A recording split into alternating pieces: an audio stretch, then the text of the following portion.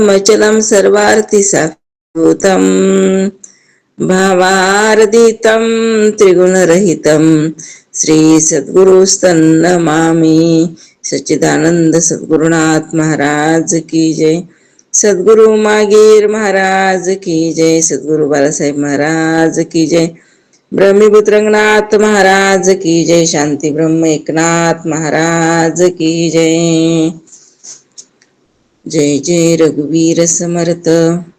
दशक 12वा समाज 8 काळ रूप। हेडिंग आहे काळ रूप। मूळ माया जगदेश्वर पुढे अष्टदेचा विस्तार सृष्टीक्रमे आकार आकारला। समर्थ सांगत आहेत प्रथम मूळ माया म्हणजेच जगदीश्वर होतो आणि त्यापासून अष्टदा प्रकृतीचा विस्तार होऊन यथा अनुक्रमे सर्व दृश्य सृष्टी स्थूल रूपाने आकाराला आली। प्रथम मूळ माया म्हणजेच प्रथम स्फुरण जे झालेला आहे एकंभवसा जे स्फुरण झालेलं आहे अंत तर त्या स्फुरणालाच काय म्हटलेलं आहे कशामुळे झालेलं आहे ह्या मूळ मायेमुळे। आणि मग त्याच्यापासून पुन्हा अष्टदा प्रकृतीची निर्मिती 3 गुण आणि 5 भूत यालाच अष्टदा प्रकृती असं म्हटलेलं आहे।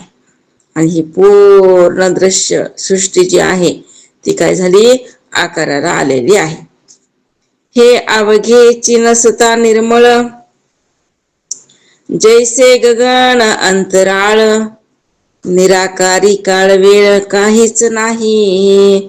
ज्यावेळी हे काहीच नव्हतं तेव्हा निर्मळ गगनासारखे निराकार निश्चल परब्रह्म तेवढंच एकले एक होतं। जेव्हा काही सृष्टीच नव्हती तेव्हा कोण होतं एकटा एक परमात्मा निराकार निश्चल एकटा एक असणारा तो परमात्मा। मग त्या निराकाराच्या ठिकाणी काळ वेळ इत्यादी काहीही नव्हतं न काळ न वेळ न काहीच नाही। कोणाच्या ठिकाणी त्या परब्रह्म परमात्मा स्वरूपाच्या ठिकाणी उपाधीचा विस्तार झाला जेथे काळ दिसून आला एरवी पाहता काळाला ठावची नाही। उपाधीचा विस्तार झाला मग तेव्हा काळ वेळ वगैरे दिसून येऊ लागले। केव्हा अगोदर काहीच नाही एकटाच एक भीत एकट एकला द्वैत भाव मावळला द्वैत नाही काहीच नाही एकटा एक। आणि नंतर काय झालं म्हणले उपाधीचा विस्तार झाला उपाधी लागली तेव्हा मग काळ वेळ सगळं सगळं काय होऊ लागलं दिसू लागलं। केव्हा उपाधी लागली तेव्हा उपाधी नव्हती तेव्हा काहीच नव्हतं अस्तित्वाला काहीच आलेलं नव्हतं। उपाधी लागल्याच्या नंतर मग बाकी सगळं एक एक एक एक एक एक काय झाली उत्पत्ती। एक चंचल एक निश्चळ या वेगळा कोठे काळ चंचल आहे तत्ताव चंचल आहे तावत काळ काळ म्हणावे। एक चंचल मूळ माया एक निश्चल परब्रह्म। चंचल म्हणलं की माया निश्चल म्हणलं की परब्रह्म हे दोनच प्रकार आहेत चंचल आणि निश्चल। चंचल म्हणलं की माया आणि निश्चल म्हणलं की परब्रह्म। या वेगळा काळ हा तिसरा प्रकारच नाही। आता याच्यानंतर तिसरं काही नाहीच आहे हे दोनच। जोपर्यंत चंचल आहे तोपर्यंत चंचलाच्या सापेक्षेनं काळ ही संज्ञा द्यावी लागते आहे तोपर्यंत चंचल म्हणून त्याला संज्ञा द्यावी लागते काळाला अन्यथा द्यायची सुद्धा गरज नाही। आकाश म्हणजे अवकाश अवकाश बोलिले विलंबास त्या विलंब रूप काळास जाणून घ्यावे। आकाश म्हणजेच अवकाश होय विलंबालाच अवकाश असं काय झालेलं आहे म्हटलेलं आहे। आणि काळ हा विलंब रूप आहे त्याचे स्वरूप जाणून घ्यावं। आकाश म्हणजे अवकाश म्हणजे विलंब असतं त्यालाच अवकाश म्हटलेला आहे आणि विलंब जे आहे तोच काळ असं इथं सांगितलेलं आहे। सूर्याकरिता विलंब कळे गगनास कळाची आकळे पळापासून निवळे युगपर्यंत। आता सूर्यामुळे आपल्याला काळ कळत असतो. आपण काळाची गणना एका पाळापासून एका युगापर्यंत करू शकतो. आणि ते सूर्यामुळं यायलाय म्हणून आजचा दिवस गेला, उद्याचा दिवस गेला असं आपण म्हणायला लागलो. म्हणून त्याच्यामुळे काय होत असते, तर आपल्याला गणना करता येत असते. कुठपर्यंत करता येते, युगापर्यंत करता येत असते. पळ घटिका प्रहर दिवस अहोरात्र पक्षमास षडमास वरी युगास ठाव झाला. पळ आहे, घटिका आहे, प्रहर आहे, दिवस आहे, अहोरात्र, पक्ष, मास, 6 महिने याप्रमाणे आपण युगापर्यंत कालगणना करू शकतो. एक घटका, प्रहर, दिवस, पुन्हा अहोरात्र एक गेली की एक, पुन्हा पक्ष, पुन्हा मास, आणि मग 6 महिने, वर्ष, अशी काय करू शकतो आपण गणना. कुणाची? ह्या काळाची. त्रेत द्वापार काळी संख्या चालली भूमंडळी. देवाची आयुष्य आघाडी शास्त्रीन रोपिले. त्यानंतर त्रेता, द्वापार आणि कली अशी 4 युगे या भूमंडळावर चालत आली आहे. त्रेतायुग, कृतयुग, त्रेतायुग, द्वापारयुग आणि कलियुग ही 4 युग आणि या भूमंडळावर आहेत. आणि याखेरीस देवाची आयुष्य वेगवेगळ्या शास्त्रात वर्णिलेली आहे.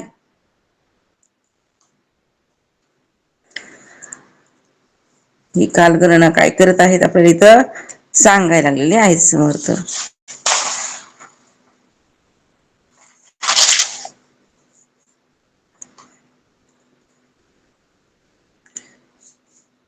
ते देवत्रयाची खटपट सूक्ष्म रूपे विरंगट. दंडक सांडिता चटपट लोकास होते. तर त्या तीनही देवाची कार्य सूक्ष्म रूपाने पण जिव्हाळ्याने चाललेली असतात. ब्रह्मा, विष्णू आणि महेश. लोकांनी नीती नियम मोडले तर त्यांना पश्चातापाची पाळी येत असते. आणि नीती नियम मोडायला नाही पाहिजेत, मग पश्चाताप व्हायची गरजच नाही.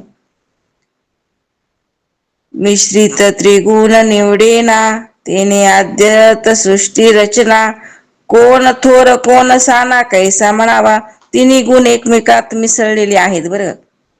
ते वेगळे करता येत नाहीत. आरंभापासून ते शेवटपर्यंत सर्व सृष्टीची रचना त्याच्यामुळेच तर चाललेले आहे. म्हणून तर काही शरीर कसं सांगितलेलं आहे, त्रिगुणात्मक, 3 गुणांनी युक्त. एकमेकांमध्ये हे 3 गुण मिसळलेले आहेत. म्हणून हे 3 गुण जे आहेत ते वेगळे करता येत नाहीत. आरंभापासून ते शेवटपर्यंत सर्व सृष्टीची रचना त्याच्यामुळेच, त्या 3 गुणामुळेच चाललेली. तेथे कोण लहान कोण थोर असं काहीही कसं म्हणावं. कुठं या गुणांच्या ठिकाणी, ह्या सृष्टीच्या ठिकाणी. असो ही जाणत्याची कामे नेनता उगाच गुंते भ्रमे. प्रत्यय जाणो वर्मे ठाई पाडावी. म्हणून ही शहाण्या माणसांची कामं आहेत म्हणे. अज्ञानी उगाच भ्रमाने गुंतून पडतो. अनुभवाने यातील रहस्य जाणून घेतलं पाहिजे. उत्पन्न काळ, सृष्टी काळ, स्थिती काळ, संहार काळ, अध्यात्म अवघा काळ, विलंब रूपी. काळाला प्रसंगानुसार निरनिराळी नावे दिलेली आहेत. निरनिराळी नावे प्राप्त होत असत. उत्पन्न काळ आहे, सृष्टी काळ आहे, स्थिती काळ आहे, संहार काळ आहे इत्यादी. उत्पन्न व्हायले म्हणून उत्पन्न काळ आहे, स्थिर सृष्टी काळ, स्थिती काळ आणि पुन्हा शेवटी नाशाला संहार काळ. आरंभापासून शेवटपर्यंत काळ हा विलंब रूपच असतो.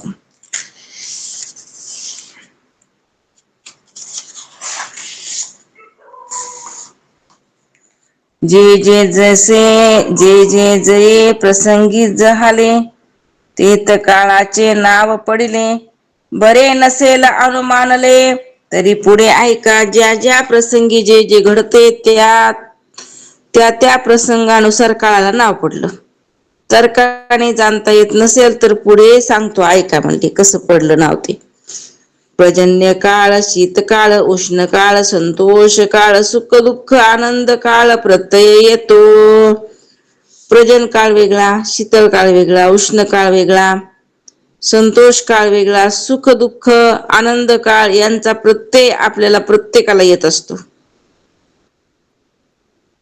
प्राप्त काळ, मध्यान्ह काळ, सायंकाळ, वसंत काळ, पर्व काळ, कठीण काळ जाणीजे लोका.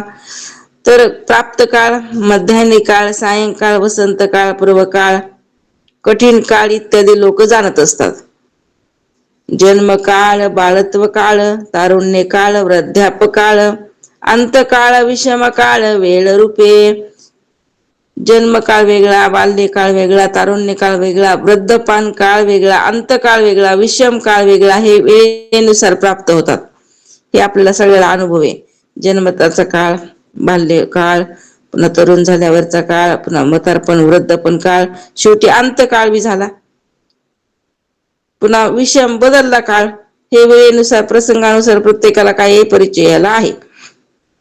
जन्मकाळ, बाळत्व, सुकाळ आणि दुष्काळ, प्रदोष काळ, पुण्यकाळ, सकळा वेळा मिळून काळ तयास म्हणावे. एक असताना दुसरं काही वाटते, यास हीन विवेक म्हणतात बर का. नाना प्रवृत्तीचे लोक प्रवृत्तीस जाणतात.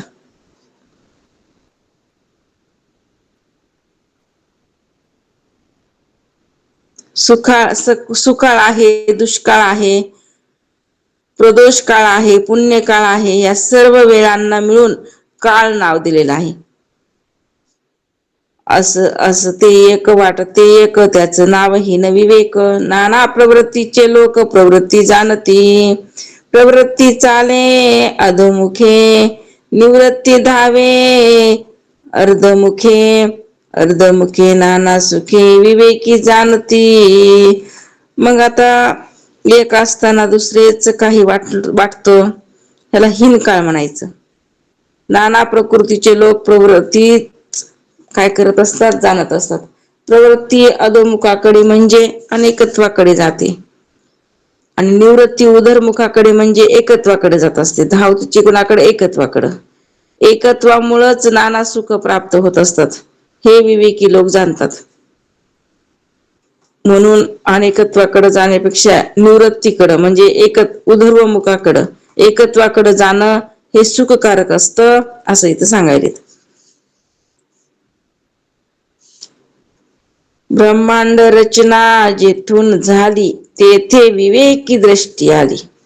विवरता विवरता लादली पूर्वापार स्थिती. ज्या निश्चळ परब्रह्मापासून ब्रह्मांड रचना झालेली आहे, तेथे विवेकी लोक आपलं लक्ष केंद्रित करत असतात. त्याचे अनुसंधान करता करता त्यांना पूर्वापर स्थिती म्हणजे परब्रह्माशी तादात्म्य प्राप्त होत असते. केव्हा होत असत, जेव्हा ज्या निश्चल परब्रह्मापासून काय झाली, पूर्ण ब्रह्मांड रचना झाली, तेथे विवेकी लोक काय करतात म्हणले, आपलं लक्ष केंद्रित करतात त्या परब्रह्मा स्वरूपाच्या ठिकाणी. आणि मग त्याचं अनुसंधान सारखं केल्यामुळं काय घडलं, तर पूर्वापार स्थिती त्या परब्रह्माशी तादात्म्य प्राप्त झाला. कुणाला, त्या विवेकी पुरुषाला. कारण त्यानंच काय केलेली आहे, त्या परब्रह्म जे आहे त्याची स्थिती जी आहे त्याचं अनुसंधान केलेलं आहे, म्हणून त्याला ती अवस्था प्राप्त झालेली आहे. ब्रह्मांड रचना प्रपंची असोनी परमार्थ आहे, तोच हे स्थितीचे लाहे. प्रारब्ध योगे करून राहे लोकांमध्ये. जो कोणी प्रपंचात असून याप्रमाणे परब्रह्माचे निरंतर अनुसंधान करत असतो ना, त्याला ही परमार्थाची प्राप्ती तो प्रारब्धाच्या योगाने लोकात राहत असला तरीही होते. आता संसारी लोक असतात, ते सुद्धा परमार्थ आपल्यासारखेच समजा करतात.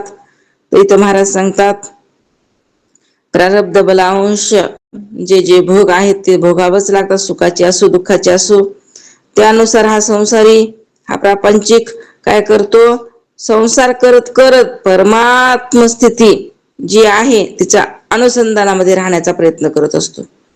आणि असं करणारा जो पुरुष आहे तो काय करतो म्हणजे सहज त्या परमात्मा स्वरूपाची प्राप्ती सुद्धा करून घेऊ शकतो. परमार्थ संसार करत करत परमात्म्याची प्राप्ती. सकळाचे एकची मूळ, एक जाणते एक बाष्कळ, विवेकी करुणी तत्काळ परलोक साधावा. निर्गुण निराकार परब्रह्म हे सर्वांचे मिळून एकच मूळ आहे. निर्गुण निराकार परब्रह्म जे आहे ते एकच आहे, त्याच्यामध्ये काही फरक आहे का नाही. काही लोक शहाणे असतात, काही मूर्ख असतात. शहाण्या लोकांनी विवेक करून तत्काळ परलोक साधावा. ज्याची विवेकी बुद्धी आहे त्याला लवकरात लवकर परमात्मा प्राप्त होत असतो. ज्याची अविवेकी हीन बुद्धी आहे त्याला प्राप्त होईल, पण जरा हळूहळू दमाने. तरीच जन्माचे सार्थक भले पाहाती उभये लोक, कारण मुळीचा विवेक पाहिजे. तर असे केले तरच मनुष्य जन्माचे सार्थक. जर परमार्थ साधून घेतला तर जीवनाचं सार्थक. भले लोक असतात तेच इहलोक आणि परलोक दोन्हीचा विचार करतात, म्हणून तर विवेकाने मूळ परब्रह्मापर्यंत पोहोचले पाहिजे. लक्ष काय आहे, परब्रह्म तत्व, आणि त्या तत्वापर्यंत आपण पोहोचण्याचा काय केला पाहिजे, प्रयत्न. मग किती का म्हणले अट्टाहास करायचं काम पडलं तर पडू द्या, पण आपल्याला शेवटी काय झाली पाहिजे, आपली स्वरूप स्थिती प्राप्त झालीच पाहिजे. याच्यासाठीच काय करायचं आहे, दिवस आणि रात्र प्रयत्न या मनुष्य देहामध्ये आलेल्या जीवाने केला पाहिजे. विवेकहीन जे जन ते जाणावे पशु समान, त्याचे एकता भाषण परलोक कैसा. आता जे लोक विवेकहीन असतात ना ते पशु समान जाणावेत. त्याचे भाषण ऐकून त्याप्रमाणे आचरण केल्यास परलोक कुठला आला म्हणले, नरक भेटत असते. पशुपेक्षाही हीन लोक आहेत. मनुष्य जन्म भेटून सुद्धा ते पशुपेक्षा तरी बरे म्हणले. इतका प्राणी निकृष्ट काय झालेला आहे बुद्धीचा. कस काय पशु पक्षी बरे, अहो ते पशु पक्षी जे भोग दिला ते तरी भोगतात. त्यांच्या योन्यामध्ये डबल प्रारब्ध घडत नसतं, संचित घडत नसतं. भोग येऊन आहेत ना त्या. पण मनुष्य देहामध्ये प्रारब्ध तर आहेच, पण संचित सुद्धा संचय व्हायले. संचिताच्या राशीच्या राशी मागे पडायला लागल्यात. म्हणजेच पुढच्या जन्माची तयारी कुठं, ह्या मनुष्य देहामध्ये. संपवायचं होतं पण संपविणं तर लांबच राहिलं, पण ह्यानं काय केले, अनेक कर्म पापाचे पुण्याचे काय काय केले मिश्रित, त्याचा संचय झाला ना. आता संचय झाला की एक जन्म अनेक जन्माला कारण ठरायला लागलाय. एक जन्म अनेक जन्माला कारण ठरायला फक्त मनुष्य देह. जस महाराज सांगायचे, एक जोंधळ्याचा दाणा पेरला तर त्याला काय झालं, एक कणीस आलं. त्या कणसामध्ये किती दाणे तयार झाले, असंख्य. तसंच आहे म्हणते इकडे, पापाच्या माग पाप, पापाच्या माग पुण्याच्या माग पुण्य, आहे का नाही, असं जोडलं जात असते ह्या मनुष्य देहामध्ये. म्हणून तर सतर्क होऊन कर्म केले पाहिजेत. म्हणून तर क्रियामान अंगाला लागू नये, देहाच्या मात्र प्रारब्ध ठेवलं पाहिजे आणि आपल्या आपण बाजूला निघलं पाहिजेत.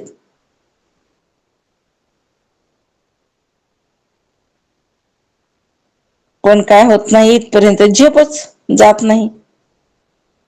म्हणून माणूस अविवेकीपणाने वागला तर आमचे काम नुकसान होणार आहे. महाराज म्हणतात, जे लोक विवेकहीन असतात ना ते पशु समान जाणावेत. कारण का, विवेकहीनता आहे ना त्यांच्याकडं. म्हणून विवेक खूप महत्वाचा सांगितलाय. त्याचं भाषण ऐकून त्याप्रमाणे आचरण केल्यास परलोक कुठला म्हणले, नरक भेटत असते. नाही ते संभाषण ऐकायचं, नाही ते करायचं, आणि मग कुठला आला परलोक, परलोक सुद्धा प्राप्त होत नाही. बरे आमचे काय गेले, जे केले ते फळास आले. पेरिले ते उगवले भोगीती आता. समर्थ सांगतात माणूस अविवेकीपणाने वागला तर आमचं काही नुकसान आहे का त्याच्यामध्ये? नाही. आमचं सांगायचं कारण ऐकलं तर बरं, नाही ऐकलं तर तुमचं नुकसान. त्याने जे केले असेल त्याचे त्याप्रमाणे फळ त्याला प्राप्त होत असते. म्हणून सुखा दुःखाचे भोग असू द्या मुकाट्याने भोगायचे का? हे आपलंच आहे आणि आपलंच फळ आलंय आता भोगायला. आपणच केलेलं आहे म्हणून तर आता आले फळ भोगायला. मागच्या जन्मात जे जे केलंय ना कुठ्यांना मनुष्य देह भेटला नव्हता का? भेटला होता.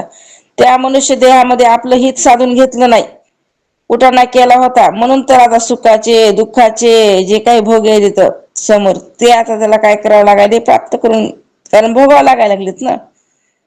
सुखा दुःखा भोगणं तर गरजेच आहे. कारण भोगाशिवाय काय होत नाही, त्याचा नाश होत नाही त्या कर्माचा. भोगूनच ते काय करावे लागतात? सारावे लागतात. कोणतं कर्म? प्रारब्ध कर्म.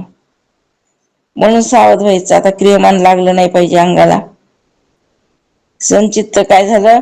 भस्मसात झालं.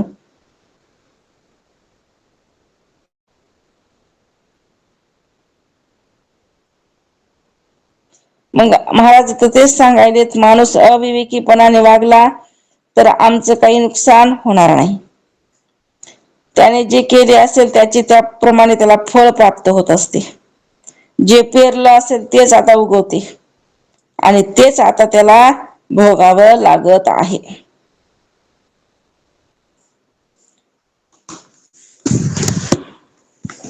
पुढेही काही पुढेही करीतो पावे, भक्ती योगे भगवंत पावे. देव भक्त मिळता दुनावे, समाधान पुढेही जो जसे करतो त्यास तसेच फळ मिळत असते बरं का. असं काही नाही. आता आपण केलं हे मागचं, आता हेच जे काही कर्म करत असतो कायेनं वाचेनं आणि मनानं नित्य कर्म घडत असतात जीवाचे कडून, कायिक वाचिक आणि मानसिक 3 प्रकारचे कर्म दिवसभराचे.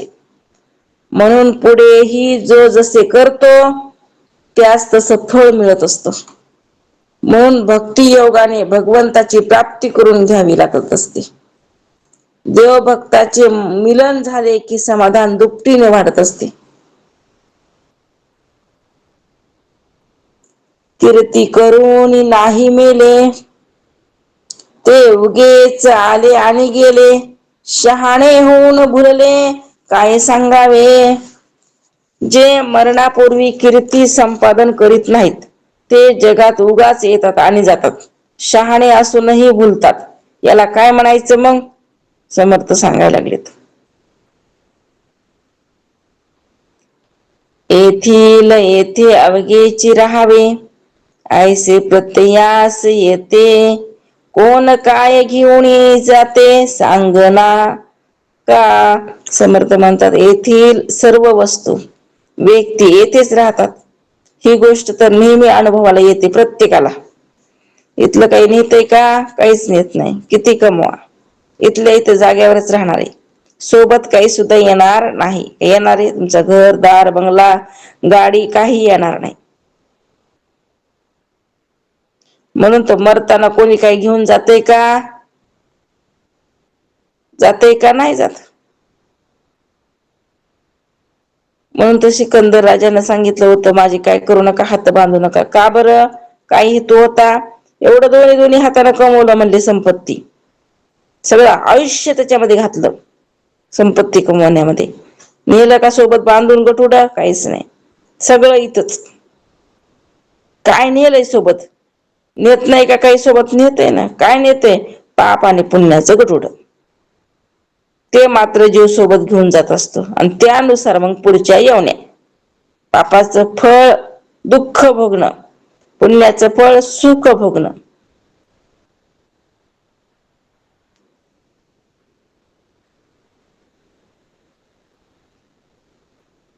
म्हणून येथील सर्व वस्तू व्यक्ती येथेच राहणार आहेत. ही गोष्ट नेहमी सर्वांना अनुभवाला येत असते. म्हणून मेल्यावर कोणी काही सोबत नेऊ शकत नाही बांधून, सगळं इथंच. म्हणून मरमर करण्यात काही अर्थ म्हणून दिवस रात्र काय केलं पाहिजे, उग आहे ना कामापुरतं बस त्याच्यामध्ये समाधान मानायचं, उग मरमर करायची नाही. आणि दिवस आणि रात्र त्या भगवंताचं चिंतन करत राहायचं. पदार्थी असावे उदास विवेक पहावा सावकाश, येणे करिता जगदीश अलभ्य लाभे. म्हणून दृश्य पदार्थाविषयी अनासक्त राहून सावकाश सार आसार विवेक करीत असावा.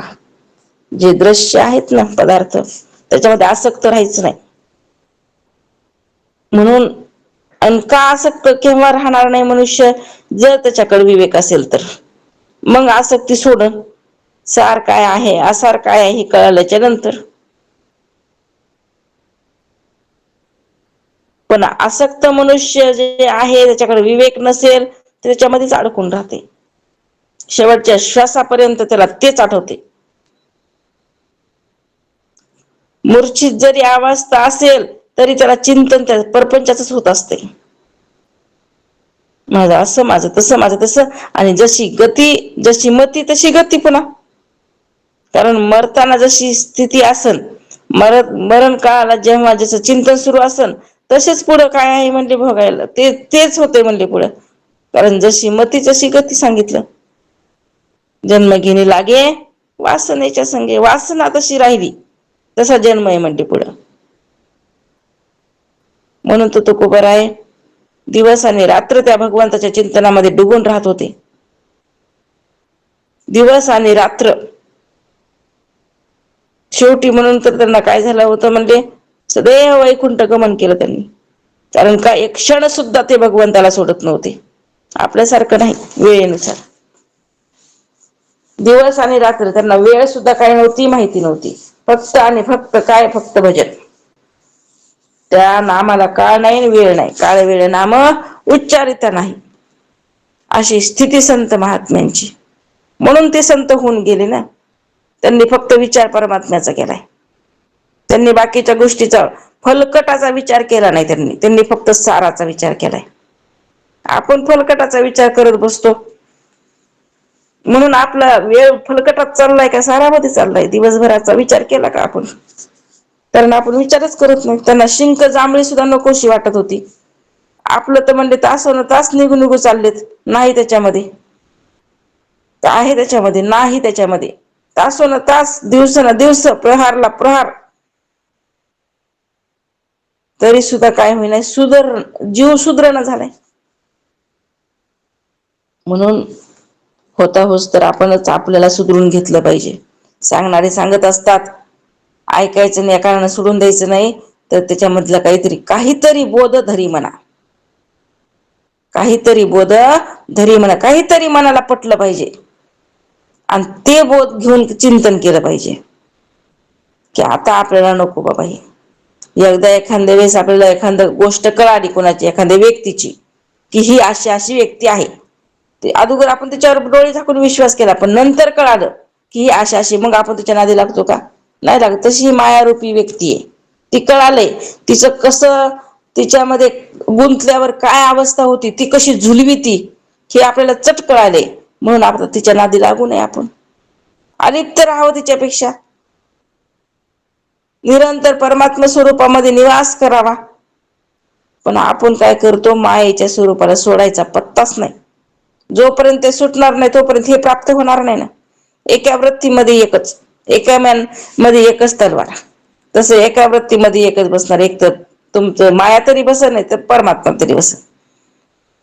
मग काय बसवायचं ते तुमच्या मनानं.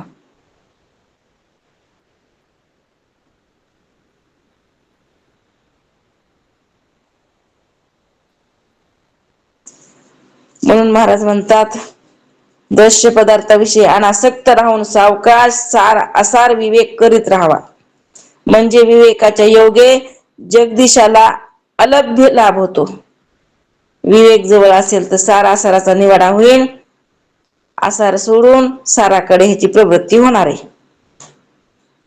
पण ती माया इतकी भुलवती ना त्याला आसारालाच सार म्हणायला लावती.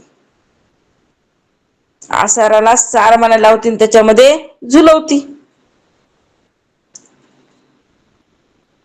म्हणून तर विश्वव्यापी मायांतीनं व्याकुळली छाया, सत्य गेले भोळ्यावरी अविद्येची चाले थोरी. अशी असणारी ही अविद्या, तिचंच चलतंय. तिचं जर चलवायचं नसेल तर काय करावं लागेल? तिच्यापेक्षा वर चढ भरावं लागेल ना. मग आता वरचढ भरण्यासाठी काय करावं लागेल? बघायचं तपासून अंतःकरणामध्ये. दिवस आणि रात आपण जाऊ दे, एका दिवसाचा विचार करायचा की एका दिवसामध्ये 2 पारड करायची. आपण जसं फरक स्पष्ट करामध्ये 2 करायचे ना, इकडे एक आणि इकडे एक, तसं आपले परमात्म्याचा विचार करायचा आणि एकीकडं मायेचा विचार करायचा. आपण परमात्म्याचा किती तास विचार केला आणि मायेचा किती तास विचार केला, बघायचा, निवाडा करायचा. आणि जास्त पारड कुठलं भरायला लागले? ज्याचं जास्त पारड भरण तशी अवस्था प्राप्त होणार आहे. म्हणून जास्तीत जास्त परमात्म्याचं चिंतन केलं पाहिजे. आयुष्यात आपण तेच वाढवण्याचा प्रयत्न केला पाहिजे. बरं, लोकांना बोलून दाखवायचं नाही, मनानं बरं तुमच्या वाणीनं मोठ्या मोठ्यानं उच्चार बी करू नका. मनातल्या मनात पश्चंती वाणी आहे, मध्यमा वाणी आहे, ऐक नाही, त्याच्यामध्ये चिंतन करत जा. मन भगवंताला अर्पण करायचं. मनरूपी मोगरा काय म्हणले? भगवंताच्या चरणाला वाहा, बस झालं म्हणले. बाकी काही गरज नाही. बाकी तुम्ही काय करा म्हणले? इंद्रियानं कर्म, इंद्रियानं कर्म करा, ज्ञानेंद्रियानं ज्ञान करत जा, पण मन आहे जे इंद्रियाचा राजा, त्याच्यामध्ये मात्र भगवंताला ठेवत जा. झालं म्हणले. 1 नंबर काय होतंय? संसार बी 1 नंबर आणि परमार्थ ही 1 नंबर. संसार करत करत मोक्ष प्राप्त व्हायला लागलाय, ही स्थिती प्राप्त होत असते म्हणले. समर्थच सांगायला लागले. मागा होते जनकाधिक, राज्य करिताही अनेक, तैसेची आता पुण्य श्लोक कित्येक सती. पूर्वी जनकाधिक सारखे अनेक राजे राज्य करीत असतानाही मुक्त झाले का नाही? जनक राजासारखे म्हणलेले राज्य करून मुक्त झालेत, विदेह मुक्त अवस्था प्राप्त होती जनक राजाला. उगीच होती का? एकदा काय झालं, एक मनुष्य जनक राजाकडे गेला होता आणि राजेसाहेब, तुम्हाला विदेहमुक्त म्हणतात म्हणे, आणि विदेहमुक्ती राज्य करत करत तुम्ही कशी हो साधून घेतली? राज्य करत करत तुम्ही विदेहमुक्त अवस्थेला कशी प्राप्त झालात सांगा बरं? असं आहे का? बरं सांगतो म्हणले, ऐक. पहिल्यांदा काय कर म्हणले, ही माझी मैथिली नगरी खूप सुंदर आहे आणि तू काय कर, ही बघ, ही बघून ये म्हणले. पण एक अट आहे. हे घे म्हणले तुपानं भरलेला तांब्या, दिला त्याच्या हातामध्ये, आणि काय कर, माझी नगरी बघून ये, पण एक थेंब सुद्धा ह्या तुपाचा काय झाला नाही पाहिजे, सांडला नाही पाहिजे. आणि 2 सैनिक दिले माग.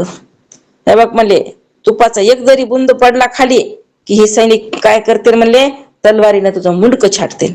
अरे बाप! आता राजेसाहेबाची आज्ञा, घेतला तुपाचा तांब्या आणि लागलं ती मैथिली नगरी बघायला. तो पुरुष सगळं हिंडून हिंडून आला ना शेवटी राजवाड्यात. आल्याच्या नंतर जनक राजा बसलेलाच होता. प्रणाम केला. पाहिली का म्हणली माझी नगरी? हो म्हणले राजेसाहेब, पाहिली. कशी होती? त्याला काहीच सांगता आलं नाही. काय झालं म्हणे? राजेसाहेब, एक गोष्ट सांगू का म्हणले, मी तुमच्या सगळ्या मैत्री नगरीमध्ये फिरून आलो, पण माझं सगळं लक्ष ह्या तांब्याकडे होतं.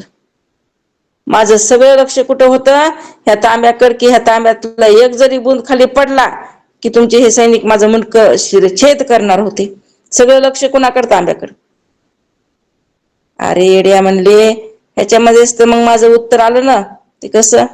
अरे मी जसं तू मैत्री नगरी फिरलीस पण लक्ष कुठं? तुझं तांब्याकडं. तसं मी पूर्ण राज्य करत असतो, पूर्ण राज्याचा कारभार पाहत असतो, पण माझं लक्ष माझ्या भगवंताकडे. माझं लक्ष कुणाकडे आहे? माझ्या भगवंताकडे आहे. तसंच आहे, तोच प्रकार आपल्याकडे घ्यायचा. ऐकणे कसा? सगळं संसार करायचा, पण लक्ष कोणाकडे ठेवायचं? तर माझ्या भगवंताकडे लक्ष ठेवायचं. लक्ष कोणाकडे असलं पाहिजे? आपलं आपल्या भगवंताकडे असलं पाहिजे. लक्ष लक्षाच्या ठिकाणी. लक्ष काय करायचं? लक्षाच्या ठिकाणी ठेवायचं, मग हानी होणार नाही. अर्जुनाचं लक्ष लक्षाच्या ठिकाणी होतं, बाकीच्याचं अवताल भोवताल होतं. जे अवताल भोवताल होते ते काय झाले म्हणले, ते चलू शकले नाही बाण. त्यांना ते काय केलं म्हणले, काढून टाकलं. नाही म्हणले तुम्ही लायकीचेच नाहीत. कारण तुमचं अवताल भोवताल लक्ष आहे. ज्याचं लक्षाच्या ठिकाणी लक्ष आहे. द्रोणाचार्याने विचारलं, अर्जुना तुझं लक्ष कुठं आहे? अगोदर सगळ्यांना विचारलं, दुर्योधनाला विचारलं होतं, युधिष्ठरला विचारलं होतं, अश्वत्थाम्याला विचारलं होतं. सगळ्यांना आपापल्या परीने सांगितलं, पण कोणालाच बाण चढू दिला नाही. नाही म्हणते जा आपल्या आपल्या जागेवर बसा. कारण अवताल भोवताल लक्ष होतं. पण अर्जुनाला विचारलं तेव्हा अर्जुन म्हणे, मला फक्त काय दिसायलाय, तो त्या पक्षाचा डोळा दिसायलाय. मला फक्त त्या पक्षाचा डोळा दिसायला. कारण लक्ष लक्षच्या ठिकाणी. तसं आपण सगळं करावं. लग्नाला जा, आहे का नाही, पण अजून कुठं जायचं तिथं जा, फिरा, पण लक्ष काय करा, लक्षाच्या ठिकाणी ठेवा. जर हे साधून घेता येत असं तर फिरा, आणि जर साधून घेता येत नसतं ते ठाईचे बसून करा एकचित्त. आपल्याला होत नसेल, आपलं बरबटत असते ना चित्त, जिकडे गेलं तिकडे तशासारखं, जिकडं जाईन त्याच्यासारखं चित्त जर होत असेल तर जायचंच नाही, बसायचं मग एका ठिकाणी आणि फक्त भगवंताचं चिंतन. कारण युक्त्या आहेत ना ह्या, युक्तीनं परयुक्तीनं आपल्याला परमार्थ साधून घ्यायचं. इतक्या दिवस तर कळतच नव्हतं, नाही का नाही. पण आता कसं बस काय होईल, तांबडं फुटायला लागले ना, आता कळायला लागले ना, मग आता तरी आपण आपलं सावध राहिलं पाहिजे. निरंतर त्या लक्ष स्वरूपाच्या ठिकाणी आपण काय केलं पाहिजे, सावध राहिलं पाहिजे. निरंतर चिंतनामध्ये डुबून राहिलं पाहिजे. जे चिंतन करते ना, जे भगवंताचं नामस्मरण करते ना दिवस आणि रात्र, त्याच्यासारखं तर पुण्य, त्याच्यासारखं तर भाग्य दुसरं कुणाचंच नाही. तो सगळ्यात काय आहे जगतामध्ये, सुखी आहे जो नामस्मरण करते, जे भगवंताचं चिंतन करते तोच. बाकी कोणी सुखी नाही बरं का. संत महात्मेच तेवढे सुखी का, कारण दिवस आणि रात्र चिंतन कोणाचं, परमात्म्याचं. आणि जे मायेचं चिंतन करते, जे संसाराचं चिंतन करते, ते कितीही म्हणू द्या मी सुखी असू द्या, सुखी आहे अजिबात ते सुखी नाही. कारण माया ही काय करत नाही, त्याला सुखी करते का? माया कुठं सुखरूप आहे का? आणि खरंच जे ना मायेला पकडले ते खरंच सुखी असेल का? मग दुःख आहे ना. माया म्हणजे दुःखाचं मूळ सांगितलंय आणि परमात्मा म्हणजे सुखाचं मूळ सांगितलंय. मग तुम्ही सुखाला धरलं का दुःखाला धरलं? दुःखाला धरल्यावर तुम्हाला सुख आहे, इकडं म्हणले आगीचा गोळा हातामध्ये आणि मिले आनंदी, मिले आनंदी. चुप बस, अजिबात बोलू नको. ह्याचा आनंदी आम्हाला का कळणार काय तू किती आनंदी असते? त्या आगीचा गोळा हातामध्ये, ऐका नाही, आणि म्हणाले मिले सुखी, मिले आनंदी. तुझ्याच्या चेहऱ्यावरूनच कळाले तू आनंदी आहेस का सुखी आहेस. उगाच ते खोटं बोलत जाऊ नको, है की नाही. तसं म्हणले काय करायचं, त्या आगीच्या गोळ्याला टाकून द्यायचं, म्हणजे त्या मायेला सोडायचं आणि रात्रंदिवस त्या परमात्म्याच्या चिंतनेमध्ये डुबून राहायचं. मग सुखी म्हणायचं काम नाही, सुखरूपताच प्राप्त होत असते. मग सर्व सुखाची आगर, सुखाच्या राशीच्या राशी आहेत. म्हणजे सगळं आगरच सुखाचं बनलं. पण कुणाला पकडलं? परमात्म्याला. राजा असता मृत्याला, लक्ष कोटी कबूल झाला, तरी सोडीना तयाला मृत्यू काही. आता पूर्वी जनकासारखे अनेक राज्य करीत असताना मुक्त झाले, त्यासारखे पुण्य श्लोक आताही अनेक आहेत. म्हणले तसे लोक नाहीत का? आहेत ना. एखादा राजा असताना त्याचा मृत्यू काळ आल्यावर त्याने मृत्यूला लक्ष कोटी द्रव्य देण्याचे कबूल केले, तरी काही केल्या मृत्यू त्याला सोडीन का? सोडित नाही. तुझे लक्ष कोटी नको मला आणि तुझं काही नको मला, चल तुला न्यायला आलो, तुला नेणारच नाही. कितीही द्रव्य दिलं तरी ते काळ ऐकते का? अजिबात नाही. त्या काळाला द्रव्याची गरज आहे का? अजिबात नाही. ती तुम्हाला द्रव्याची गरज, ती काय म्हणते तुला गरज असेल, मला गरज नाही. आता ते इतके दिवस तू त्या द्रव्यामध्ये राहिलास आणि आता मला बी द्रव्य? अजिबात नाही. चल म्हणले माझ्यासोबत, चल निघ. कोण म्हणते ते काळ? हे म्हणले नाही म्हणलं तरी त्याला काय करतय, कचाटून ओढून नेतय. असं हे काळाचा घाल आहे. ऐसे हे पराधीन जिने, यामध्ये दुःखने बहाने, नाना उद्वेग चिंता करणे किती मनोनी. असे हे मानवाचे जिने आहेत. समर्थ म्हणतात हे असं मनुष्याचं जीवन अत्यंत पराधीन,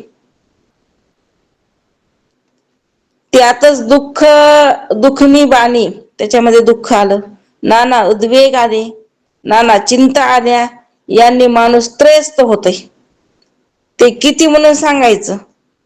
नाही त्याच्यामध्ये अडकलं की हे माणूस असं नाना उद्वेग दुःख चिंतन त्रयस्थ जीव झाला. कशामध्ये? नाही त्याच्यामध्ये. काय आहे त्याच्यामध्ये?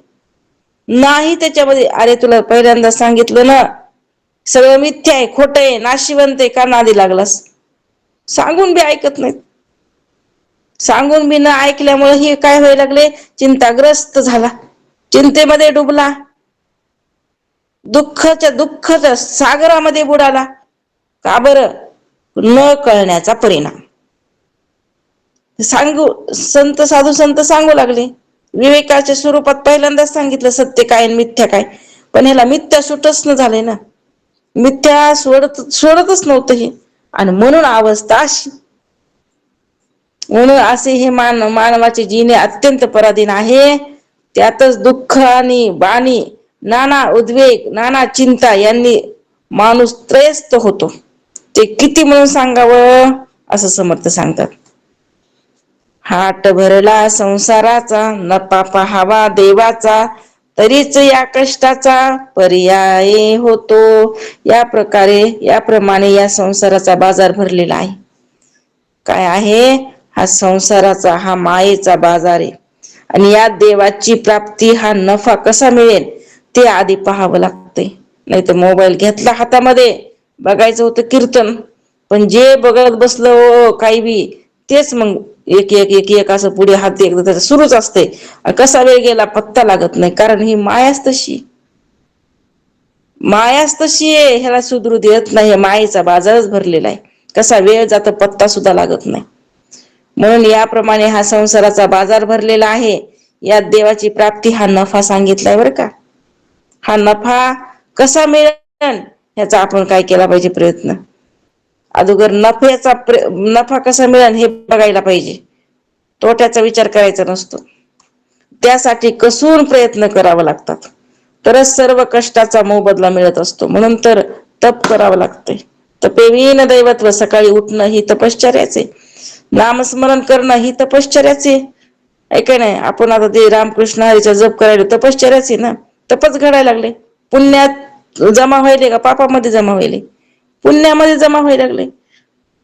ते असे उठून नामस्मरण केलं, ऐकलं तरी तेवढंच पुण्य आहे, आणि म्हणलं तरी तेवढंच पुण्य असते. नाही गडे, म्हणणाऱ्याला जास्त पुण्य आणि ऐकणाऱ्याला कमी, असं आहे का? अजिबात नाही. म्हणणाऱ्याला बी तेवढंच आणि ऐकणाऱ्याला बी तेवढंच. म्हणून नफ्यामध्ये जमा व्हायला लागले हे. म्हणून आपला नफा बघितला पाहिजे. होता होस तर आपण आतोनाट प्रयत्न केलाच पाहिजे. एकट्यानं घडत नाही म्हणून सामुदायिक. ऐकायला एकट्यामध्ये कंटाळा येते म्हणून सगळ्यांना मिळून केलं तर अजून काय होत असते, त्याचा रस वाढत असते. म्हणून आपण काय करतो? प्रयत्न. असं म्हणून म्हणले, यात देवाची प्राप्ती, हा नफा कसा मिळेल ते आधी पाहावं लागतं. आणि त्यासाठी कसून प्रयत्न करावे लागतात. तरच सर्व कष्टाचा मोबदला काय होत असतो? आपल्याला मिळत असतो. नाही तर म्हणले झोपीतच गेले असते ना दिवस. काय झालं असतं? झोपलो असतो अजून 1 तास जास्त. दुसरं काय झालं असतं? किती झोपलं म्हणजे काय होणार आहे? आतापर्यंत झोपी लई घेतल्या, झोपलो, काय फायदा झाला? झोपीमध्ये काय फायदा होतो? बरं, लई झोप तरी काय कामाची? जेवढी पाहिजे तेवढी झोपायचं, 5-6 तास बस झालं ना. अजून किती लागते? कामच एवढं काय आहे आपल्याला? लय मोठी झोप नाही गडे, 12 घंटे झोपू द्या म्हणून. कामच किती आहे? दिवसभर बी झोपायचं आणि रात्री बी झोपायचं.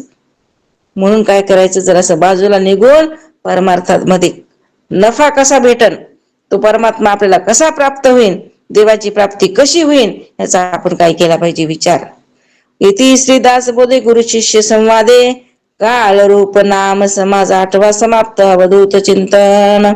श्री गुरुदेव दत्त सच्चिदानंद सद्गुरुनाथ महाराज की जय. सद्गुरु मागीर महाराज की जय. सद्गुरु बालासाहेब महाराज की जय. ब्रह्मीभूत रंगनाथ महाराज की जय. शांती ब्रह्म एकनाथ महाराज की जय. जय निर्वाणी षटक.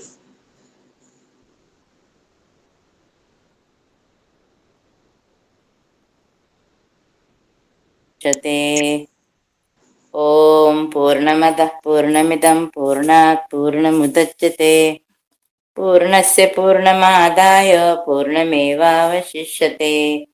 मनोबुद्धि अहंकार चित्तानि नाहं न च श्रोत्रजिह्वे न च घ्राणनेत्रे न च व्योमभूमिर्न तेजो न वायुः चिदानन्दरूप शिवोऽहं शिवोऽहं न च प्राणसंज्ञो न वे पञ्चवायुर्न वा सप्तधातुर्न वा पञ्चकोशः न वा कपाणिपादो न चोपस्थपायो चिदानन्दरूप शिवोऽहं शिवोऽहं न मे द्वेषरागो न मे लोभमोहो मदो नैव मे नैव मात्सर्यभावः न धर्मो न चार्थो न कामो न मोक्षः चिदानन्दरूप शिवोऽहं शिवोऽहं न पुण्यं न पापं न सौख्यं न दुःखं न मन्त्रो न तीर्थ न वेदा न यज्ञाः अहं भोजनं नैव भोजं न भोक्ता चिदानन्दरूप शिवोऽहं शिवोऽहं न मे मृत्युशङ्का न मे जातिभेदः पिता नैव मे नैव माता न जन्म न बन्धुर्न मित्रं गुरुनैव शिष्यः चिदानन्दरूप शिवोऽहं शिवोऽहम् अहं निर्विकल्पो निराकाररूपो विभुर्व्याप्य सर्वत्र सर्वेन्द्रियाणां सदा मे समत्वं न मुक्तिर्न बन्धः चिदानन्दरूप शिवोऽहं शिवोऽहम् चिदानन्दरूप शिवोऽहं शिवोऽहं चिदानन्दरूप शिवोऽहं शिवोऽहं पुंडलीकवरदेव हरिविठ्ठल श्री ज्ञानदेव तुकाराम पंढरीनाथ भगवान की जय ज्ञानेश्वर महाराज की जय ब्रह्मभूत रंगनाथ महाराज की जय बालासाहेब महाराज की जय ताई की जय सब संतन की जय सब भक्तजनों की जय जय गुरुदेव महाराज रामकृष्ण हरी सगळ्यांना जय गुरुदेव जय जय गुरुदेव रामकृष्ण हरी. जय जय गुरुदेव. गुरुदेव